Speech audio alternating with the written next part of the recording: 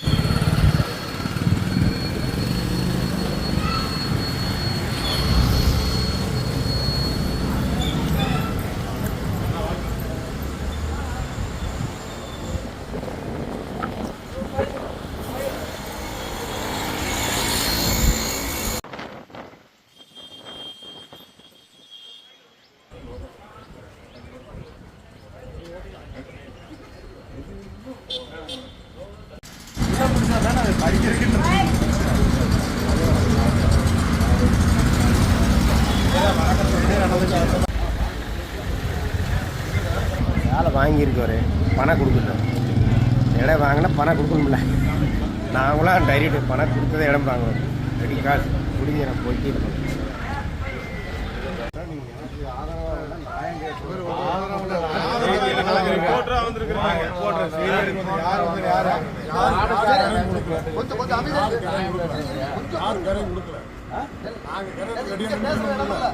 நீங்க வரல, கொஞ்சம் அமைதியா இருக்கு. பேசுற இடம் அல்லது நீங்க வராம இப்படி எல்லாம் பிரச்சனை பண்ணிட்டு இருக்கீங்களா?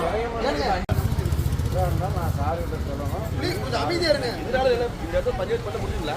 கொஞ்சம் பேச வேண்டாம். பேசுற இடம் இது அல்ல. ரோட்ல பேச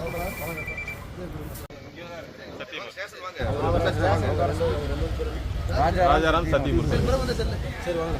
கூட்டம் இன்ஸ்பெக்டர் பேசுறாரு. கூட்டம் வாங்க பிரவீன். அவங்களே கூட்டிட்டு ஸ்டேஷன் ஏன்னா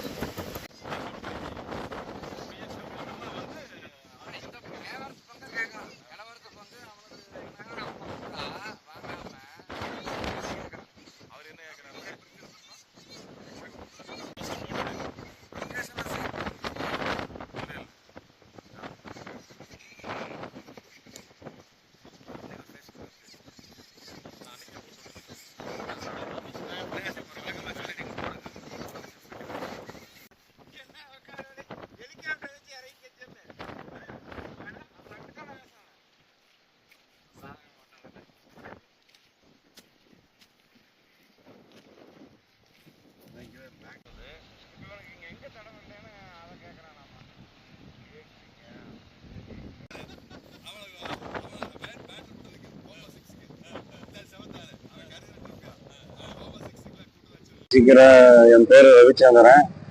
எனக்கு 2 அண்ணனுங்க மன வளர்ச்சி இல்லாதவங்க.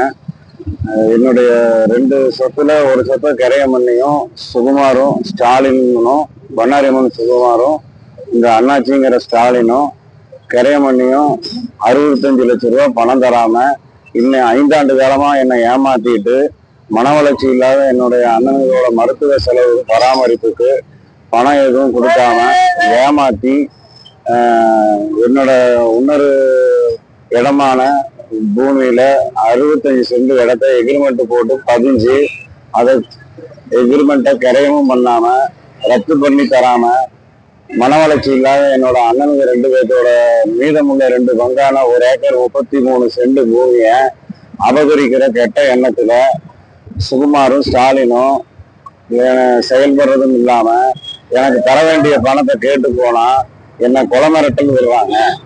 இவங்க கிட்ட இருந்து என்னை காப்பாற்றும்படி என் குடும்பத்தை காப்பாற்றும்படி எஸ்பி அலுவலகத்துக்கு நான் 16 நாளுக்கு முன்னாடி கம்ப்ளைண்ட் காப்பி கொடுத்தேன். எந்த விதமான நடவடிக்கையும் எடுக்க இல்லை. ஆகையினால அடுத்தது நான் கலெக்டர்கிட்ட போய் எனக்கு வேற வழி தெரியல, நான் மன வளர்ச்சி இல்லாத அண்ணன்களோட சேர்ந்து தீக்குளிக்க வேண்டியதா. இவங்க பண்ற கொடுமைக்கு அளவே இல்லை.